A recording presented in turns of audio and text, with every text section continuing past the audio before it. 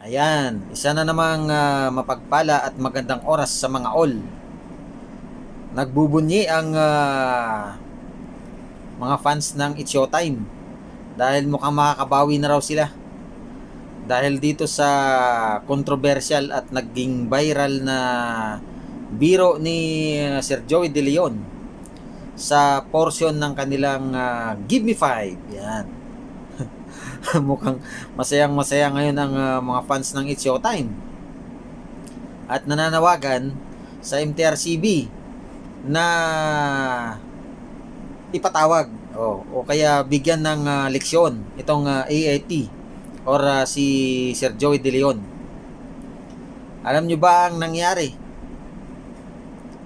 Dito kasi sa portion nila na sa segment nilang Give Me 5, kailangan kasi magbigay ng contestant ng 5 bagay na sinasabit sa liig. Siyempre itong mga contestant hindi naman maalala pagka nasa ano ka kasi, nasa stage ka or nasa mismong paligsahan ka, di ba? Medyo kakabahan ka. So parang ang nangyari, iisa lamang ang sagot ng contestant. Yun yata yung necklace. Necklace, di ba? Nilalagay nga sa liig naman yan which is marami pa naman sanang masasabi. Kaso itong necklace lang ang kanyang nabanggit.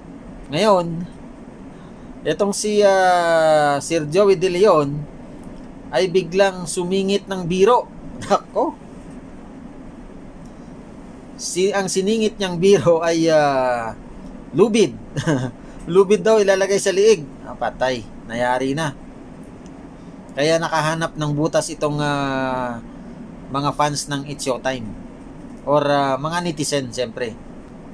Alam nyo kasi, dahil nga dyan sa nangyari sa It's Showtime, ngayon, ang mga netizen, kanya-kanya na silang kampi. Kampi sa Showtime, kampi sa AAT, kampi sa Itbulaga, na generic, sa tape. Ngayon, kanya-kanya silang silip niyan. Kanya-kanya silang gawa ng paraan para masilipan ang bawat programa. Tulad niyan, yung sa Showtime, 'di ba, yung mga finger licking ng icing yan, nagkasilipan. Pero yun naman daw yata ay hindi naman gawa-gawa ng kabilang programa. Yun talaga ay reklamo ng mga netizen. Marami talaga daw nagreklamo doon.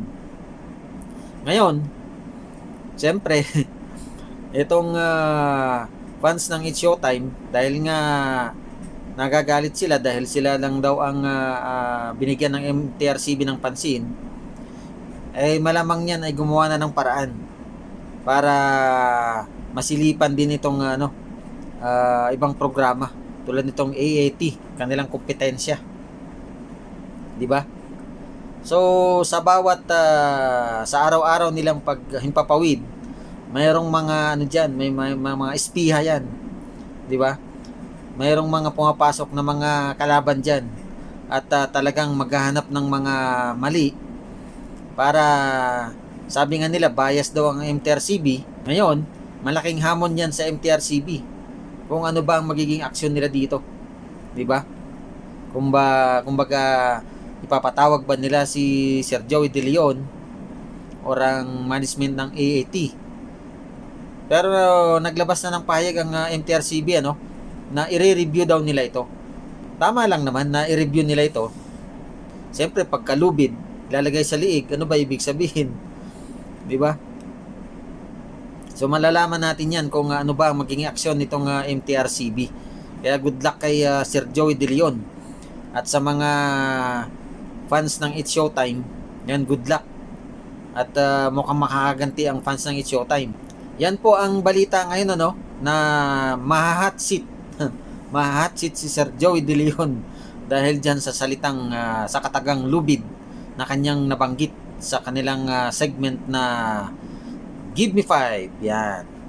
Give Me 5 na nilalagay daw sa liig. Kaya lang nagkamali sa dyan sa lubid, Ayun. Yan po ang masishare nating showbiz update. Yan. Maraming salamat muli sa inyong panonood. Pagpalain nawang bawat isa. God bless everyone.